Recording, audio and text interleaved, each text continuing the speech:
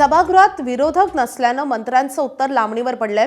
विधान परिषदेत उद्योगमंत्री उदय सामंत प्रश्नांना उत्तर देत होते, मात्र मंत्री नसल्यानं विधान परिषदेत 2 दिवसात 5 वेळा तहकूब करण्याची वेळ आलेली होती। आज उत्तर ऐकायला विरोधक नसल्यानं मुद्दा सोमवारपर्यंत लांबणीवर पडलाय। विरोधी बाकांवर एकही आमदार उपस्थित नव्हता आणि त्यामुळे आता मंत्री हे उत्तर सोमवारी देणार असल्याचं समजतंय।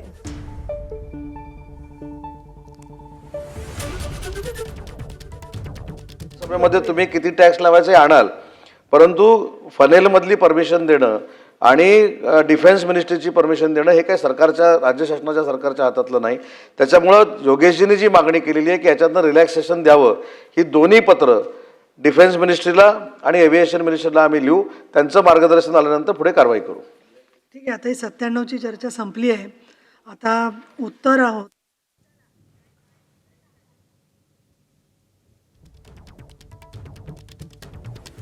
पाटील आणि सर्व अनिल परब सगळ्यांनी दिलेलं, परंतु त्यांनी विनंती केलेली आहे की ते दुपारी घ्या।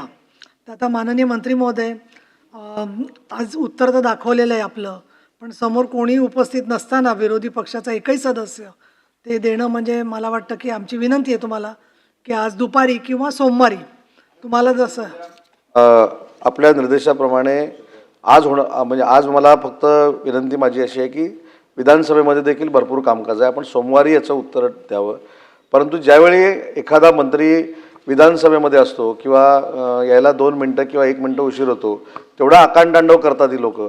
आणि आता कोडच नाहीत, आता आमचे लाडसाहेब येऊन वेळेवर बसतात। लाडसाहेब, तुम्ही खरं तर त्यांना प्रश्न विचारला पाहिजे की महाविकास आघाडीचा मी एकच असा आमदार आहे का की त्याने वेळेवर आलं पाहिजे, बाकीच्यांनाही मुभा आहे।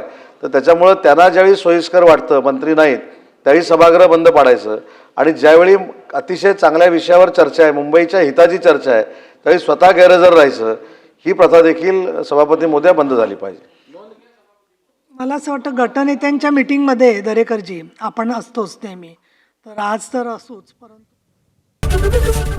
एबीपी माझा, उघडा डोळे बघा नीट।